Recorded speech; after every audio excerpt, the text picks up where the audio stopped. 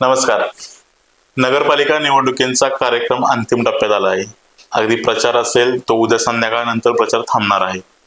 मात्र तत्पूर्वी आपल्यासोबत पुन्हा एकदा आहेत ज्येष्ठ पत्रकार आणि सातारा नगरपालिकेच्या नगराध्यक्ष पदाचे अपक्ष उमेदवार शरद काटकरांना. अण्णा, पुन्हा एकदा सातारा न्यूजच्या स्टुडिओमध्ये आपलं स्वागत आहे. थँक्यू. खरं तर ही आपली तिसरी मुलाखत म्हणावी लागेल. मात्र हे तिसरी मुलाखत घेण्यामागचं कारणही तसंच आहे. खरं तर अगदी प्रचार जो आहे तो अंतिम टप्प्यात आला आहे. खरं तर अंतिम टप्पा जो होता प्रचाराचा तो आज संध्याकाळी संपणार होता. मात्र आपल्या माध्यमातून कुठेतरी आवाज उठवला गेला की प्रचारासाठी अपक्ष उमेदवारांना कुठेतरी आवाज दिवस कमी पडतायत आणि ते 36 तास जे आहे ते वाढवून मिळाले. तर कसा प्रचार आता सुरू आहे नक्की? नाही, कसं आहे, आम्हाला 36 तास, आज खरं तर संध्याकाळीच प्रचार संपला असता. हे ज्यावेळेला लक्षात आलं की अपक्षांचं चिन्हच लोकांपर्यंत पोहोचू शकणार नाही. म्हणजे माझ्यासारखा नगराध्यक्षाचा उमेदवार सुद्धा अगदी हायवे टू तुमचं शाहूपुरी आणि बोगदा ते मोळा सवडा असा विस्तीर्ण जो सातारा मतदार म्हणजे सगळा सातारा नगरपालिकेच्या हद्दवाढीतला विषय तो पोहोचलाच नसता. कुठंतरी अन्याय होतो ही भावना, कारण पत्रकार असल्यामुळे अन्यायाच्या विरुद्ध लढण्याची ही भूमिका आज नाही तर गेल्या अनेक वर्षापासून आहे. म्हणजे आज कसं आहे की आज आपण त्या पायरीवर आहात. आपण आज पत्रकार नाही तर उमेदवार म्हणून लोकांपुढे जातोय आणि त्याच्यामुळं आवाज उठवला पाहिजे. अन्यायाला आवाज उठवणं हे पत्रकाराचं कामच आहे आणि ते माझा हातखंडा आहे. त्याच्यामुळे मी ते आवाज उठवला आणि सोशल मीडिया असेल, प्रिंट मीडिया असेल, त्याच्यामुळे नाविलाजा का होईना पण नाविलाजानं निवडणूक आयोगाला असेल किंवा प्रशासनाला असेल किंवा राज्यकर्त्यांना असेल उगाच खतखत राहायला नको आणि एखाद्यानं कोर्टाची पायरी चढायला नको. म्हणून खरं तर आम्हाला आजचा प्रचार उद्यापर्यंत गेला. म्हणजे जवळजवळ आम्हाला साधारण 28 ते 30 तास आम्हाला कालावधी मिळाला. म्हणजे 10 नंतर आज प्रचार बंदच होतो हे खरं जरी असलं तरी कालावधी आम्हाला वाढवून मिळाला हे खरं आहे. परंतु कालावधी वाढवून मिळाला. मात्र एक नगरपालिकेच्या निवडणुकीमध्ये अजून एक ट्विस्ट आलाय. खरं सातारा जिल्ह्यात जर बघितलं आपण तर 9 नगरपालिका होता आणि एक नगर पंचायत होती. परंतु आजच्या घडीला फलटण आणि महाबळेश्वर या 2 नगरपालिकांचा निवडणूक कार्यक्रम स्थगित करून पुन्हा एकदा नव्याने कार्यक्रम तो जाहीर झालेला आहे आणि ते मतदान जे आहे ते 20 डिसेंबरला होणार आहे. तर एक पत्रकार म्हणून कसं काय बघताय आपण? कसं आहे, त्या नेतृत्वावर त्या गोष्टी अवलंबून असतात. कुणाला किती बरं वाटतंय, कुणाला का सोयीचं वाटतंय, कुणाला गैरसोयीचं वाटतंय. त्या नेतृत्व म्हणजे मी नेहमी असंच आहे की लोकशाही आहे पण राजकारण यांच्या हातातली लोकशाही. पाहिजे तसं, पाहिजे तेव्हा, पाहिजे त्या पद्धतीनं, सोयीचं अशा पद्धतीनं राजकारण हे अलीकडच्या काळात बघायला मिळते आणि तीच पद्धत खरं तर त्या ठिकाणी अवलंबलेली. तिथल्या लोकप्रतिनिधी असतील, लोक असतील, काही लोक त्यांनी हा जो उठाव केला किंवा त्याबाबत नेत्यांच्या, वरिष्ठ नेत्यांशी काही गोष्टी केल्या त्याच्यामुळे त्यांना तो हे मिळाला आणि असं झालंच पाहिजे. कारण आज ठीक आहे की सातारकर दबावाखाली असतील, सातारकरांचं राजकारण्यांशी एवढं म्हणजे तुम्ही त्या पातळीवर लढू शकत नाही अशा पद्धतीने असेल. त्यामुळं खरं तर त्यासारखं सातारला सुद्धा मिळायला पाहिजे होतं आणि तसं झालं असतं तर आमच्यासारख्याला एक 10-15 दिवस जरी मिळाले असते तरी मतदाराच्या होम टू होम आम्ही काम केलं असतं. म्हणजे आज मी ज्या वेळेला फिरतो त्यावेळेला लोकांच्या सुद्धा नाराजीचा सूर आहे. 3 आणि 4 दिवसात तुम्हाला लोकांना प्रचार करणं शक्यच नाही असा लोकांचा सूर आहे आता आणि मतदारांना सुद्धा कळायला लागले की ही राजकारण्याने अपक्षांची केलेली गोची आहे. परंतु दुसरा एक मुद्दा असा आहे की आपण पत्रकार आहात, ज्येष्ठ पत्रकार आहात, परंतु ही जी निवडणूक आहे ते एक उमेदवार म्हणून आपण या निवडणुकीकडे कसं बघताय किंवा काय अनुभव सांगतोय आपल्याला? गेले 30-35-40 वर्षात अनेक निवडणुका बघितल्या, स्थानिक स्वराज्य असतील, लोकसभा असतील, विधानसभा असतील, पण यावेळची निवडणूक फार वेगळ्या वळणावर गेली सातारची. म्हणजे दोन्ही नेते ना, म्हणजे खासदार श्रीमंत छत्रपती उदयनराजे असतील किंवा नामदार शिवेंद्रसिंह राजे भोसले असतील, ह्या दोघांनाही असं वाटत होतं की सातारची निवडणूक आम्ही पक्षीय जरी पक्षाच्या चिन्हावर लढवली तरी बिनविरोध होईल अशा पद्धतीने. बऱ्याच ठिकाणी बिनविरोध म्हणजे 50-60% आम्ही बिनविरोध करू अशा पद्धतीने होतं. अपक्षांचा एवढा मोठ्या प्रमाणावर खरं तर उठाव होईल आणि अपक्ष आपल्याला सुद्धा जुमानणार नाहीत असं कधी त्यांना वाटलं सुद्धा स्वप्नात नसेल. म्हणून तरी त्यांनी देखील अपक्षांची बंडखोरी उफाळून येऊ नये म्हणून त्यांनी काय केलं, शेवटच्या अंतिम टप्प्यापर्यंत म्हणजे पक्षाचा उमेदवार जो जाहीर झाला भाजपचा तो शेवटच्या 3-4 मिनिटात झाला. त्याचा मी साक्षीदार आहे. म्हणजे एका हातातून घेतलेला ईव्ही फॉर्म दुसऱ्या हातात देण्या इतपत.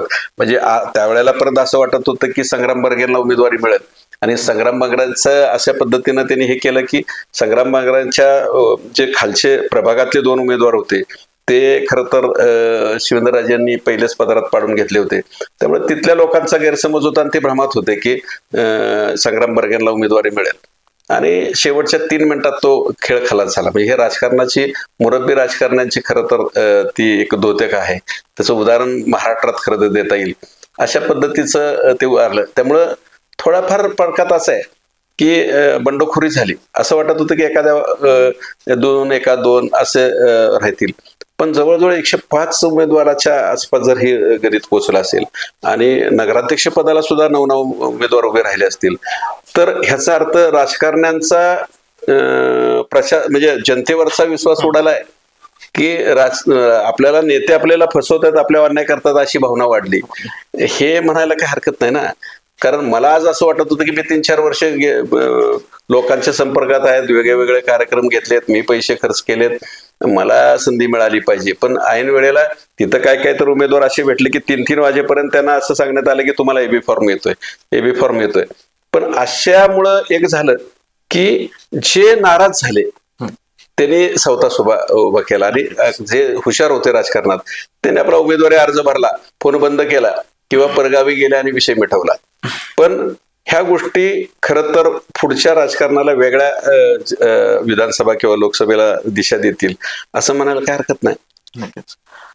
दुसरा एक मुद्दा असा आहे की आपण पत्रकारी क्षेत्रामध्ये असताना देखील ही निवडणूक लढवत आहे. खरं तर यामागचं नक्की कारण काय म्हणावं लागेल की साताऱ्यामध्ये जो प्रस्थापितांचं जे वर्चस्व आहे त्याच्यातून कुठेतरी विकास खुंटला गेलाय की नक्की कारण काय, की नक्की उमेदवारी अर्ज दाखल करण्याचं निमित्त काय?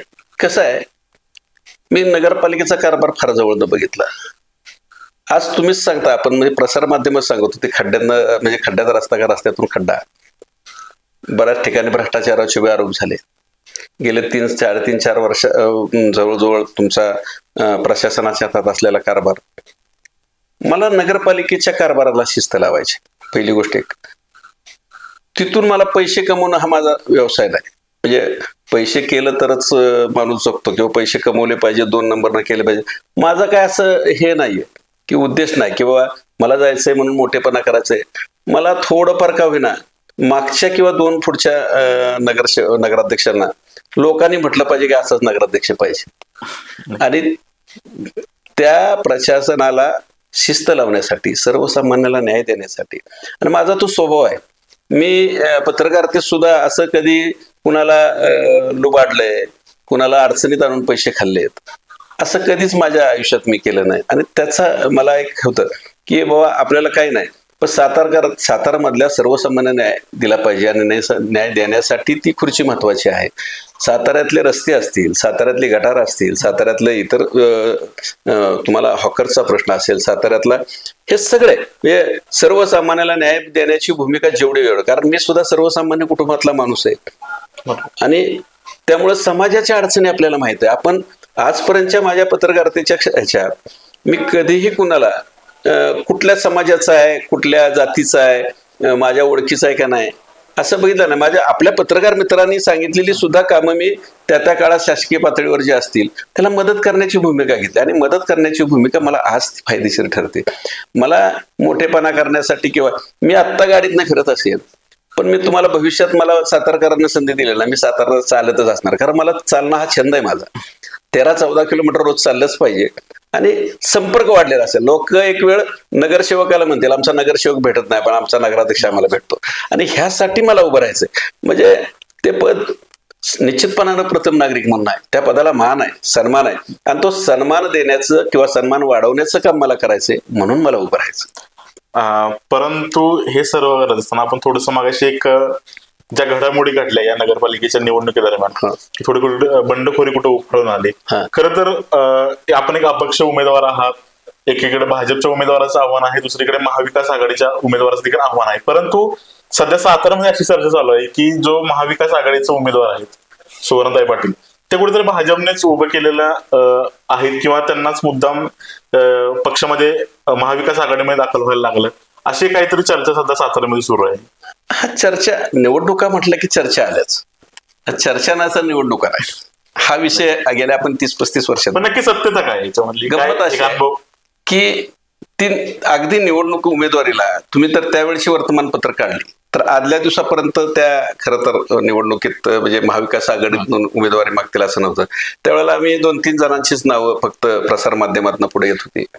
अचानक असं काय घडलं की ज्या भाजपच्या पदाधिकारी आहेत, म्हणजे वहिनी आहेत त्या भाजपच्या पदाधिकारी आहेत आणि दादा आहेत ते खरं तर शिवसेनेचे आहेत. हे दोघं त्या पक्षाचे पदाधिकारी आहेत. पक्षानं तुम्हाला संधी दिली होती आणि पक्षानं संधी दिलेली असताना असं काय घडलं तुम्हाला? बरं, अशी चर्चा आहे की तुम्ही त्याच्या आधी 3 दिवस तुम्ही मुख्यमंत्र्यांच्याकडे जाऊन बसला होता की सातारमधनं उमेदवारी जाहीर झाली पाहिजे म्हणून.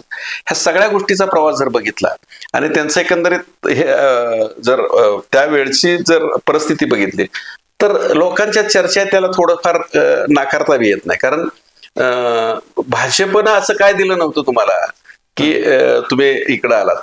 पण शेवटच्या मुलाखतीच्या शेवटच्या त्या मुलाखतीला मी होतो. शेवटचा जर खरं तर ह्या काही गोष्टी प्रसार माध्यमाकडनं घेता येत नाहीत आपल्याला, पण अनपेक्षितपणे म्हणजे आज काँग्रेसवाले तेच म्हणतायत, मला त्यांचे उबाटावाले तेच म्हणतायत किंवा तुमचे मनसेवाले बी तेच म्हणतायत की आम्हाला हे अपेक्षित नव्हतं आणि अनपेक्षित घडलेला हात दिलेला उमेदवार आहे आणि त्याच्यामुळं लोक म्हणतात त्यात तथ्य आहे असं म्हणायला काय हरकत नाही. याचं कारण असं आहे की त्या ज्या वेळेला उमेदवारी त्यांची जाहीर झाली आणि उमेदवारी जाहीर झाल्यानंतर त्याच्यानंतर एक 2-3 दिवसात एक बातमी वाचण्यात आली माझ्या की सुवर्णाताई ह्या आमच्याच आहेत, आमच्याच पदाधिकारी आहेत आणि आमच्याकडेच येतील.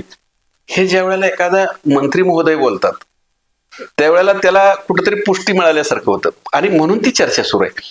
ते जर बोलत नव्हते ना तर ह्याची चर्चा झाली नसती. म्हणजे ठीक आहे ह्यांच्यावर अन्याय झाला म्हणून तिकडे गेले, पण अन्याय झाला होता का तर भाजपमध्ये ह्यांच्यावर, कारण ह्यांचे पदाधिकारी आहेत त्या. अन्याय झाला होता का तर नाही.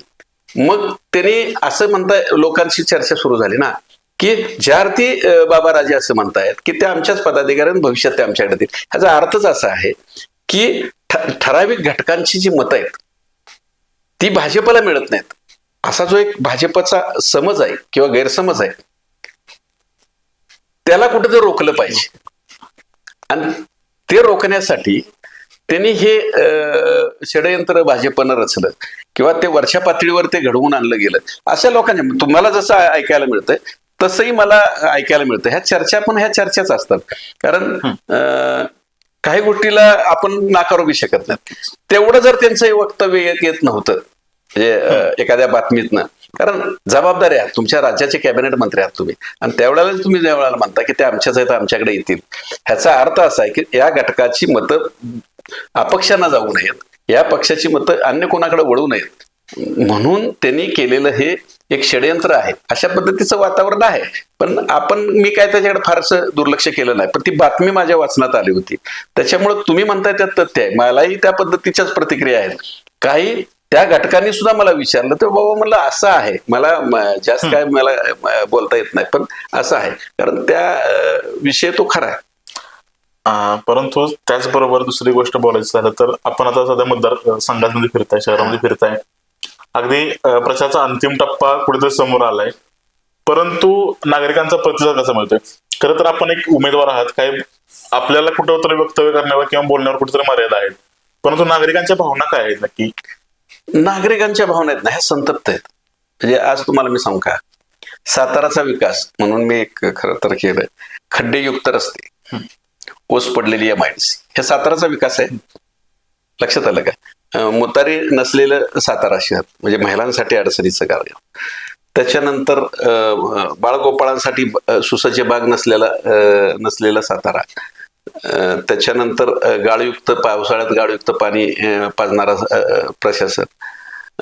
त्याच्यानंतर ITI म्हणजे जी ITची मुलं आहेत त्यांना रोजगार निर्मितीसाठी बाहेर जावं लागतंय, कारण गेल्या 30-35-40 वर्षात खरं जर सत्ता एकाच केंद्रित आहे आणि तरी देखील ह्या गोष्टी झाल्या नाहीत, हे आश्चर्य आहे. त्याच्यामुळे त्या पद्धतीच्या प्रतिक्रिया आहेत. अशा अनेक गोष्टी आहेत की हॉकर्सचा प्रश्न आहे, हॉकर्सना न्याय देता आला नाही. तुम्हाला वेगवेगळ्या ऍक्टिव्हिटीज राबवता आल्या नाहीत किंवा राजवाडा सुशोभीकरण करता आलं नाही. म्हणजे ह्या सगळ्या गोष्टी जर बघितलं, ट्रॅफिकचा प्रश्न आहे, म्हणजे हे विकासाची कामं आहेत का? हा जो लोकांचा कल आहे ना, तो फार वेगळा आहे. म्हणजे हे काही गोष्टी उत्स्फूर्तपणे लोक जी जाणकार आहेत, ज्यांना ह्या गोष्टी कळतायत, हे बोलून दाखवतात. म्हणजे बोलून दाखवताना त्यांनाही मर्यादा येत आहेत, कारण पुढं आहेत ते छत्रपतीचं घराणं आहे आणि छत्रपतींच्या घराण्या विरोधात बोलायला थोडंसं लोक घाबरतात. आणि हे दोन बंधू एकत्र आहेत. आणि यापूर्वीचा जर इतिहास बघितला तर लोक थोडंसं घाबरून राहतात. हे महाराष्ट्राचं राजकारण वेगळं आणि साताराचं राजकारण वेगळं. महाराष्ट्राचं राजकारण एका बाजूला आहे, कारण तिथं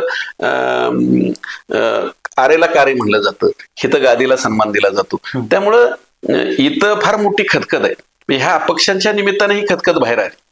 लक्षात घ्या, हे एवढं होईल असं कुणाला वाटलं नव्हतं, एवढ्या पद्धतीनं होईल. मी पहिलं स्पष्ट केलं होतं, तुम्ही किंवा तुमच्या विना माझं मी स्पष्ट केलं होतं, कारण माझी ताकद मला माहित आहे. कोण किती काय म्हणेल, पण माझा जो गेल्या 30-35 वर्षाचा गोतावळा आहे, माझा जो 30 वर्ष लोकांची कामं केलीत, त्यातली लोक 25% जागली तरी मला भरपूर आहेत, असं मी त्या काळापासून आता म्हणतोय. आणि एकदा आपण सुद्धा आपले किती पाण्यात आहोत हे आजमावलं पाहिजे, हे मी ठरवलं होतं. त्याच्यामुळे हे होत राहतं. पण साताऱ्याचा विकास खुंटला आहे, साताऱ्याचा विकास झाला नाही, ह्या आता लोक अपक्षामुळे बोलायला लागलेत. आणि हे बोलणं ही फार मोठी धोक्याची घंटा आहे. पण खरं तर ह्याचं जे काही लोकांच्या मनातली जे संताप असेल किंवा हे असेल, तर ते मतपट्टीतून कुठेतरी बाहेर येतात. 100% येणार, 100% येणार.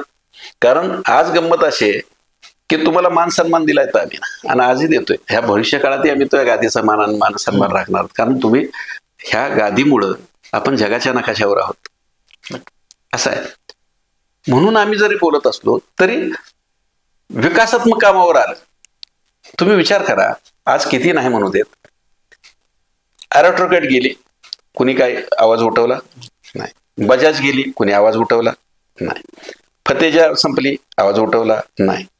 डोबरक उठवली, आवाज संपवला नाही.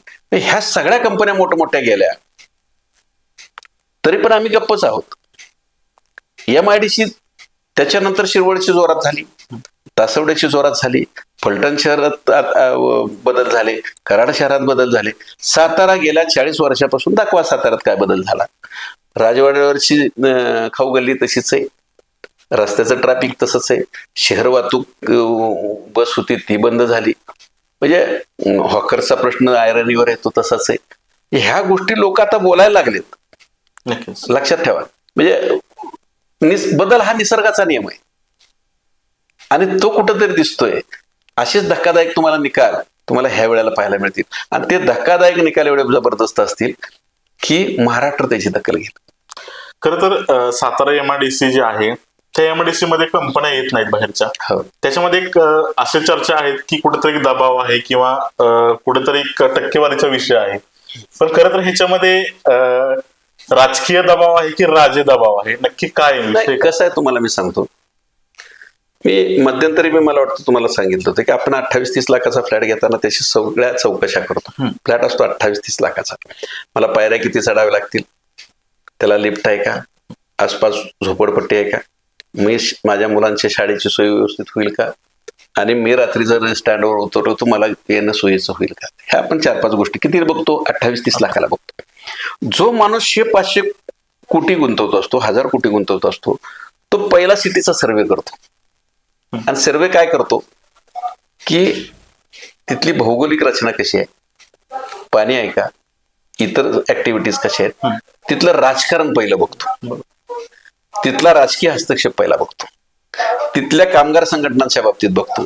आणि ह्या सगळ्या बाबतीत जर आपण बघितलं तर फेल झालेला असतो. त्यामुळे तुम्ही आज 1000 कोटी 500 कोटी 1000 कोटी जो तो गुंतवतो, तो कर्ज बाजारी झालेला असतो, कर्ज काढून तो व्यवसाय उभारत असतो. आणि ह्या सगळ्यात तुम्ही फेल झाला की इकडे यायला मागत नाहीत ते. आणि हे वास्तव आहे. आज तुम्ही सांगा, बजाजची कंपनी गेली, ती गेले 7-8 वर्ष ती जागा तशीच पडून होती. एका पुण्यातल्या कंपनीनं ती घेतल्याचं कळतंय. ती जागा शासकीय दराने घेतली, ती डेव्हलप केली, त्याचे 5-10 गुंठ्याचे त्याचे प्लॉट फाडले. तुम्ही खाजगीत जाऊन त्यांना विचारा, तिथला दर 15 लाखाच्या वरचा गुंठ्याचा सांगतात. शासनाचा दर आहे 4 लाख रुपये, 3.5 लाख रुपये. पण खाजगी कंपनीने घेऊन ते डेव्हलप केलं आणि तो गेला 15-16 लाख. आज तुम्ही सांगा एखादी कंपनी उभारायची झाली तर तुम्हाला कमीत कमी 5 ते 7 गुंठ्याचा घ्यायला लागतो. जर 1.25 कोटी रुपये तो तिथं गुंतवणार असेल तर त्यानं व्यवसाय उभा कसा करायचा? लोकांची म्हणजे बेरोजगारांना व्यवसायात उतरायचंय, पण जागा उपलब्ध करून देताना जर तुम्ही शासकीय दारात म्हणजे कागद त्याचा शासकीय दारानं होतो. बरोबर. म्हणजे मी म्हणलं ना कायद्याच्या पळवाटीत ते आहे ना, तुमचा तो जागा शासकीय दारानं होईल कदाचित, पण खाजगी जर तुम्ही खाजगीत जाऊन बघितलं तर 15 लाखाच्या वर चाललाय. कसे उद्योगधंदे उभे राहणार सांगा? परंतु उद्योगधंद्यांचा प्रश्न आहेच खरं तर. एक म्हणजे सातारकरांसाठी किंवा सातारा जिल्ह्यातील जे युवक आहेत ते कुठेतरी नोकरीनिमित्त खंडाळा, शिरवळ, पुणे या ठिकाणी जाताना दिसतात. पण तो प्रश्न ऐरणीवर असतानाच सातारा शहराचा विकास देखील तितकाच महत्वाचा आहे. मात्र जे आपल्या समोरचं जे आपण आव्हान म्हणतो थोडक्यामध्ये तो भाजप पक्ष. मात्र याच भाजपकडून असेल कोणताही जाहीरनामा, अगदी किरकोळ मुद्दे सोडले तर कुठं सातारा विषयीचं विजन कुठेही मांडताना दिसून येतं. जाहीरनामा जो आहे तो जाहीरनामाच नाही आहे निवडणुकीमध्ये. साताराचा विकास होणार का? मी 30-35 वर्षात कमीत कमी एक शेकडात जाहीरनामे बघितले असतील. अंमलबजावणी किती? हा लोकांना सातारकरांना गंडवण्याचा जाहीरनामा द्यायचा आणि गंडवायचं एवढंच आहे. त्यात काय बदल होत नाही साहेब. जाहीरनामा म्हणजे काय, तिथं तुमचं काय बॉन्ड केलेला नसतो. पक्षानं दिलेलं हे आम्ही करू शकतो एवढंच सांगतात, त्याच्या पलीकडे काय सांगत नाहीत. पण ते 5 वर्षानंतरच येतं दुसरा जाहीरनामा. म्हणजे रात गई बात गई, तसं निवडणुका संपल्या की हा सगळा विषय मिळतो. परंतु मग मतदारांना कुठेतरी गृहीत धरलं जातंय का याच्यामध्ये? हा मतदार ग्रहित हे बघा, आजपर्यंत सुद्धा कसं आहे, आमचे कार्यकर्ते आमच्यापासून हलणार नाही असंच गृहीत धरलं जातो ना. पण आजची परिस्थिती काय, बंडखोरी ह्याचा अर्थ तुमचा कार्यकर्ता तुमच्या हातात गेलाय. बरोबर. उद्या आणतील, गोड बोलतील, त्याला कामं देतील, त्याला वेगवेगळे आमिष दाखवतील, ही गोष्ट वेगळी. पण हे करत असताना कुठंतरी गणित चुकतंय. आणि जाहीरनामा वगैरे नुसतं नाटक आहे. आजपर्यंत शेकड्यानं जाहीरनामे आले की विधानसभेला येतात, लोकसभेला येतात, पोटनिवडणुकीला येत आहेत, सगळ्या जाहीरनामे येतात. जाहीरनामा म्हणजे काय, तुम्ही त्याचं वचन पाळलंच पाहिजे असं काय? तो नुसता नामा राहतो, जाहीर होतच नाही. ते लोकांपर्यंत गंडवण्याचा धंदा म्हणजे जाहीरनामा. जाहीरनामा असेल किंवा उमेदवारी म्हणजे उमेदवारी देणं इतकं. परंतु काही लोकांतल्याच जवळच्या लोकांना, मर्जीत लोकांना उमेदवारी दिली गेली, त्याच्यामुळं जे खरी काही काम करणारी जी लोक होती ती कुठेतरी दुरावली गेली, त्याच्यातून बंडखोरी उभारून आली. मात्र याचा बदल नक्कीच सातारमध्ये दिसून येईल ह्या आगामी काळामध्ये. नाही, काय झालं सांगतो मी तुम्हाला. मी सुरुवातीला बी असं तुम्हाला सांगितलं होतं की सातारच्या निवडणुका मी आजपर्यंत बऱ्याचदा बघत आलो, दोन्ही वाड्यावरच्या. 15 दिवस असताना 4 जणांना कामाला, तो कामाला लागतो, कामाला लागतो, कामाला लागतो. तो असा स्पीडनं पळतो की मला उमेदवारी मिळाली, मग तो आपल्या प्रभागात, वार्डात काय असेल ते कामाला लागतो. 8 दिवस असताना दोघांना थांबवलं जातं आणि शेवटच्या दिवशी एकाला थांबवलं जातं. लक्षात आलं का? त्याच्यामुळं ह्या निवडणुका नेहमी पद्धतीच्याच घडल्या. पण यावेळच्या निवडणुकीची वेगळ्या वळणाची आली की एका प्रभागात 5-5, 6-6, 7-7 जण. लक्षात आलं? त्याच्यामुळे हे होत राहतंय. पण हे ज्या वेळेला होतं त्यावेळेला कुठेतरी अन्यायाची भूमिका, अन्यायाचा ह्याची खदखद आहे ती उफाळून येते, ती ह्या निवडणुकीत तुम्हाला पाहायला मिळाली. असा तो विषय आहे. परंतु आता आपण असं म्हणलं की सातारा राजकारणातले हे 2 वाडे आहेत. परंतु थोरला वाडा जिथं म्हटलं जातं तो वाडा कुठेतरी या निवडणुकीच्या निमित्तानं कुठेतरी मागच्या पावलावर आहे का? याच्यामध्ये काही नाराजी आहे? ज्यावेळेला संग्राम बर्गेची उमेदवारी नगराध्यक्ष पदाचा अर्ज त्याने पक्षावर भरला, पक्षाच्या चिन्हावर भरला होता आणि एबी फॉर्म न मिळाला बाजाला. त्यामुळं लोकांच्या चर्चा तशीच आहे. आणि बऱ्याचशा ठिकाणी जिथं थोरल्या वाड्याला संधी मिळाली पाहिजे होती की तुम्ही एकत्र आहात, मनोमिलनात आहात, पण तिथं अगदी स्ट्रॉंग अपक्ष उमेदवार दिलेत. म्हणजे काय काय ठिकाणी काढायला लावलेत. पण जिथं उदयनराजांचे उमेदवार चांगले आहेत त्या पद्धतीनं थोडक्यात उदाहरण देतो. तुमचं जिथं माजी नगराध्यक्ष मनोज शेंडेंच्या वार्डात तसंच आहे. मनोज शेंडेला दिली पण खाली मात्र त्यांनी बंडखोरी स्ट्रॉंग दिली. तुम्हाला लेव्यांच्या वार्डात तसंच आहे. म्हणजे ज्या ज्या ठिकाणी त्यांच्या निवडून येण्याच्या शक्यता आहेत त्या ठिकाणी मात्र ह्यांनी खाली अपक्षांना स्ट्रॉंग उमेदवारी काढून घ्यायला सांगितलं नाही. मग लोकांच्या चर्चा होणारच का? लोक आता पहिल्यासारखे राहिलेले नाहीत. लोक काय करतात, लोक त्याचा अंदाज बांधतात किंवा हे कुणाचं आहे, हे कुणी सांगितलं, हा कार्यकर्ता कोणाचा आहे. हे पूर्वीसारखं नाही, गावानं सांगायचं, सरपंचानं पाटलांना सांगायचं आणि मतं द्यायचे दिवस संपलेत. त्या पद्धतीनं ह्या वेळेला निवडणुकीचे निकाल सुद्धा तसेच धक्कादायक असतील. अपक्षांचा भरणा तुम्हाला नगरपालिकेत दिसेल आणि अपक्षांनी केलेली बंडखोरी ही राजकारणाला निश्चितपणे भविष्य काळात तुम्हाला डोकेदुखी झालेली दिसेल. साताऱ्याच्या इतिहासात कुठेतरी याची नोंद नक्कीच दखल घेतली. नाकारता येत नाही ना. असं काय नाही की बाबा त्यात कुठंतरी थांबलं पाहिजे, कुठंतरी गेलं पाहिजे, काय केलं पाहिजे. पर्याय निर्माण झाले की आता नाही म्हटलं तरी शशिकांत शिंदे स्वतः साताऱ्यात फिरतायत महाविकास आघाडीच्या माध्यमातून. त्या निमित्तानं का होईना महाविकास आघाडीचं साताऱ्यात एक वेगळा गट तयार होतोय.